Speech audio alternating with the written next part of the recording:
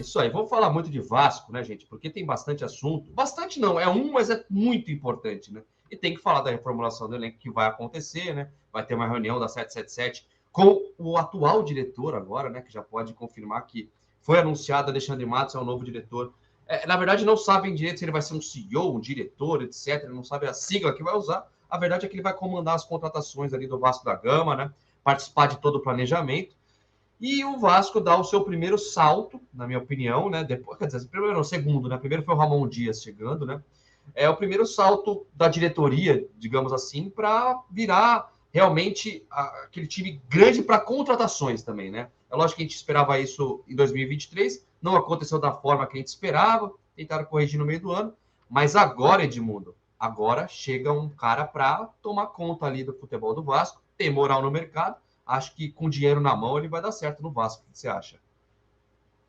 Não, sem dúvida nenhuma, começaram com o pé direito, né? Talvez aí com um ano de atraso, mas a contratação do Alexandre Matos dá indício de que o Vasco vai fazer, de fato, um grande time, porque, acompanhando bem os trabalhos que ele fez, né, quando o mercado o conheceu de fato, né, ele fez um bom trabalho no América Mineiro, mas foi no Cruzeiro e no Palmeiras a sua grande ascensão. E lá ele tinha carta branca, podia e contratou jogadores sensacionais, com bicampeonato com o Cruzeiro, acho que títulos, eu não sei exatamente quantos, mas bastante títulos também com o Palmeiras, e ele gosta de autonomia, gosta de carta branca. Se ele aceitou esse desafio de vir para o Vasco, porque prometeram um grande investimento, e é isso que eu espero, né? Acho que hoje o Vasco não sai do zero, o Vasco vai conseguir montar um time forte e competitivo, partindo aí de pelo menos 60% do elenco pronto, né? Pelo menos o time titular. E acho que isso vai facilitar o trabalho do Alexandre Matos. Acho que o mais difícil vai ser a recolocação de algumas contratações ruins feitas pelo Paulo Brax. Ele vai ter muito trabalho, né? Não só contratando, mas assim, Fábio, primeiro eu quero que você fale o que você achou da contratação. Acho que você gostou também, né? Pelo que eu vi nos seus vídeos. E qual que é o maior desafio do Alexandre Matos chegando agora no Vasco da Gama? Cara, então, o maior desafio do Alexandre vai ser encontrar as peças pontuais que o Vasco precisa. E são peças pontuais mesmo, porque diferentemente do ano passado, ou para a virada desse ano, a gente tem uma base e tem um treinador muito experiente. Eu hoje até, conversando com os amigos, acho que a gente tem um quarteto ou um quinteto, e vocês vão entender essas peças, de altíssima qualidade. Você tem o futuro presidente, Pedrinho, que dispensa apresentações. Você tem o Alexandre Matos, que é um cara reconhecido de mercado, um cara que se dá com todos os grandes empresários, faz grandes negócios quando ele está à frente dos clubes, com resultados já comprovados. São 2 brasileiros pelo Cruzeiro, 2 brasileiros pelo Palmeiras, vice-campeão pelo Atlético Paranaense da Libertadores, que é um feito, porque o Atlético Paranaense não tem um dos maiores orçamentos do país, mas chegou lá e perdeu para o Flamengo, teve um jogador expulso, fez jogo duro naquela final. Então, assim, ele já tem um trabalho reconhecido. Tem uma aquisição muito recente que dá um salto financeiro para o Atlético, foi ter comprado o Vitor Roque por 24 milhões ao Cruzeiro, 24 milhões de reais ao Cruzeiro, e revendido ao Barcelona em um ano por 400 milhões. Então você fala assim, cara, tá vindo um cara que conhece de mercado. Alguns dizem assim, mas quando ele sai a conta fica alta, porque ele contrata alguns jogadores, alguns não performam, são salários altos, aí tem acima dele o CEO, que é o Lúcio Barbosa, que é a terceira peça dessa engrenagem, que tem que fazer aquele meio campo do controle das finanças. Não pode dar o cheque em branco ou a chave da Pix para ele sair gastando. Tem que ter um controle junto ao sócio Vasco, leia-se Pedrinho, e aí no quarteto que eu digo é o Ramon Dias, que também é um profundo conhecedor. Esse quarteto, vamos comparar com do início do ano, Luiz Melo, entrou Lúcio Barbosa. Saiu Paulo Brax, entrou Alexandre Matos. Saiu Barbieri, entrou Ramon. Está saindo Salgado, está entrando o Pedrinho. É muita diferença. E isso sem falar que pode pintar o Ricardo Gomes na vaga do Abel Braga. E aí no quinteto, eu nem estava colocando essa peça, mas vamos transformar no sexteto, tem o Emiliano Dias, que é um assistente também que participa muito ativamente do dia a dia. Então, para mim, o maior desafio dele vai ser encaixar peças que nós precisamos. E vejo que o Vasco precisa de pelo menos 4 titulares, 4 mesmo. A gente vai debater aqui as posições, a gente pode bater esse papo, mas acho que o desafio dele é encontrar e encaixar aqueles, como disse o Edmundo, que não vão ficar. Tem muita gente voltando de empréstimo. E aí tem que ter a habilidade que ele já tem de mercado para realocar esses caras. Olha o Gabriel. Gabriel, membro do canal, já está com a foto com o Edmundo de ontem aqui. Ó. Boa, Gabriel. Tamo junto, viu? O Ricardo Gomes pode chegar, ô Fábio? Isso aí eu já não sabia não, cara. Essa é a informação que eu tenho para o lugar do Abel Braga. Seria ele. Ele teve na CBF executando um trabalho e seria ele o cara que poderia fazer essa função. Não necessariamente só tem esse nome. Tanto que foi tentado, eu tinha lido alguma coisa em relação a um gerente de futebol do Coritiba, mas que ele teria dito não. O Vasco está no mercado. Eu acho que a gente vai entrar um ano que vem, não sei se o Edmundo concorda comigo, num outro cenário. Tardiamente, perdemos um ano. E eu costumo dizer o seguinte, esse ano que a gente perdeu, a gente vai ter que recuperar. Porque esse ano de hoje, né, que está terminando, a gente era para estar finalizando assim, conseguimos uma vaga na Sul-Americana, fomos até umas oitavas, quartas no campeonato, na Copa do Brasil, né, o estadual a gente enfrentou todo mundo de igual para igual. Não foi isso que aconteceu. A gente foi eliminado na segunda fase para o rebaixado ABC, que está na Série C agora, foi rebaixado na Série B. Nós brigamos até a última rodada no Brasileiro e não pegamos nenhuma competição. Agora nós temos que dar um pulo. Não cabe mais a Sul-Americana para o ano que vem. Uma vaga. Não, a gente tem que brigar pela Libertadores, tem que dar um salto nesse projeto, na minha avaliação, porque um ano já foi. A gente tem que dar uma recuperada nisso. Edmundo, mas, por exemplo, eu estou vendo o pessoal falando aqui, mas tem que tomar cuidado para não endividar, para não errar muito, etc. Mas, cara, se a gente for ver de erro, todos erram contratando. Não é todo mundo que vai chegar e jogar para caramba.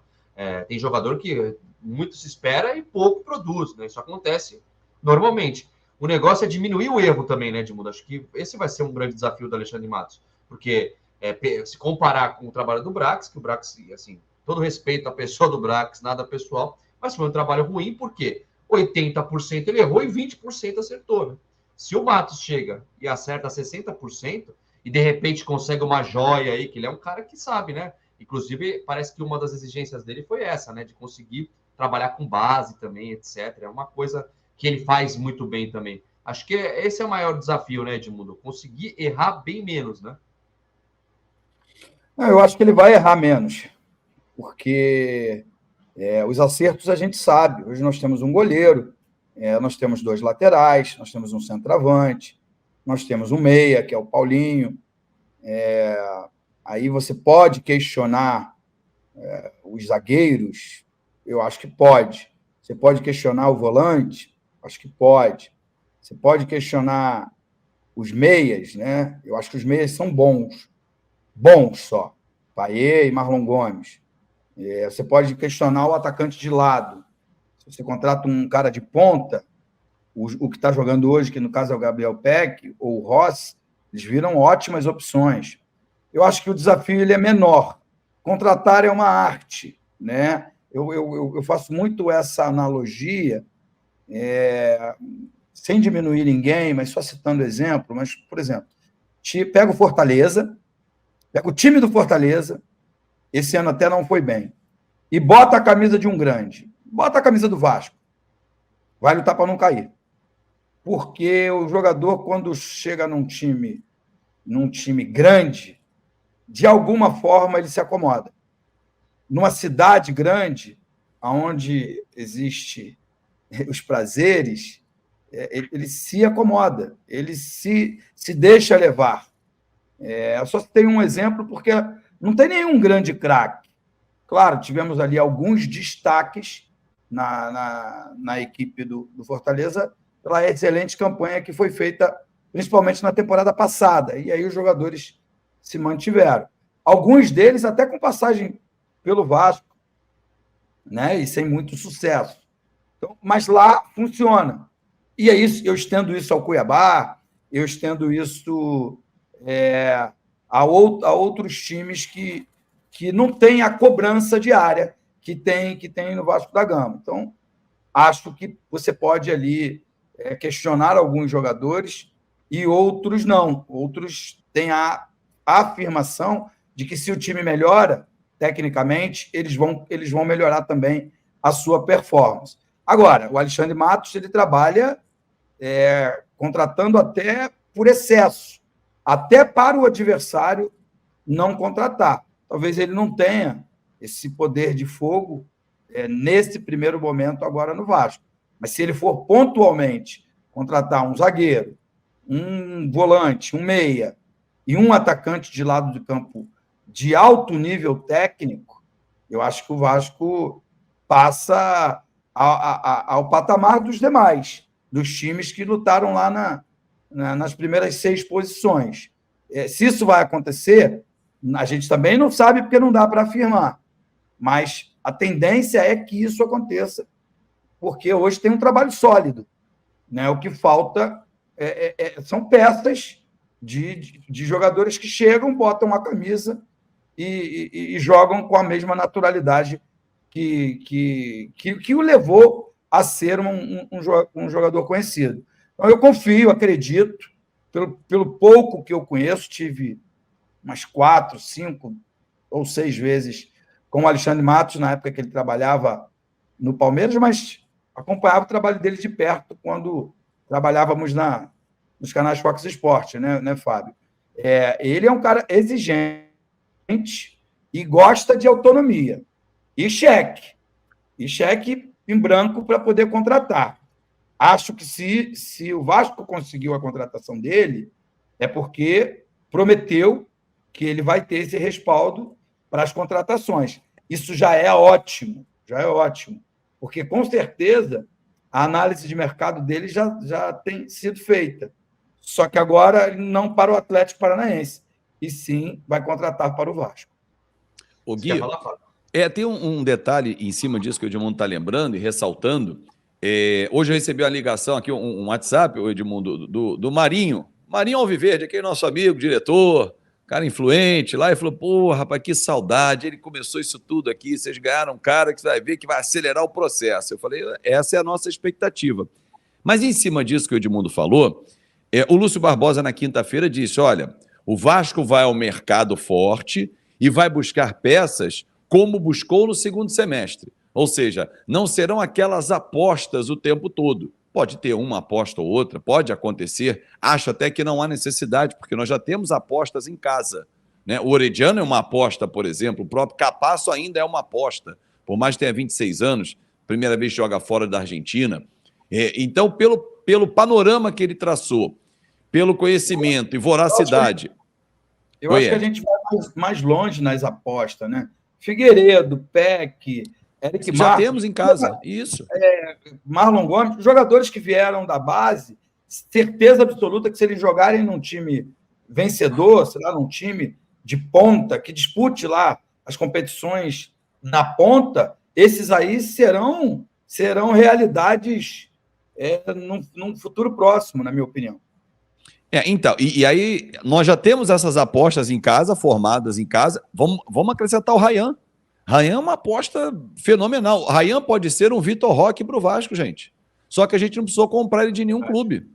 A gente pode, daqui a pouco, num time certinho, que ele comece a despontar, fazer uma dupla com o Verratti, você lá no meio do ano, um gigante, já que ele frequenta a seleção de base e já está monitorado, você vender ele por 30 milhões de euros, por que não? 40 milhões de euros, ele tem potencial mas ele precisa performar. Então, com o que o Lúcio falou, com o perfil de quem veio, talvez o mercado tivesse 3 caras. Não sei se vocês concordam para essa função nesse perfil. Rodrigo Caetano, que por enquanto segue no Galo, mas tem uma proposta do Corinthians, foi pensado até no Vasco, o próprio Alexandre Matos e o Anderson Barros. Só que o Anderson Barros um pouco mais conservador. Mas talvez, no mercado hoje, esses 3 sejam os 3 principais. E o Vasco foi buscar um deles.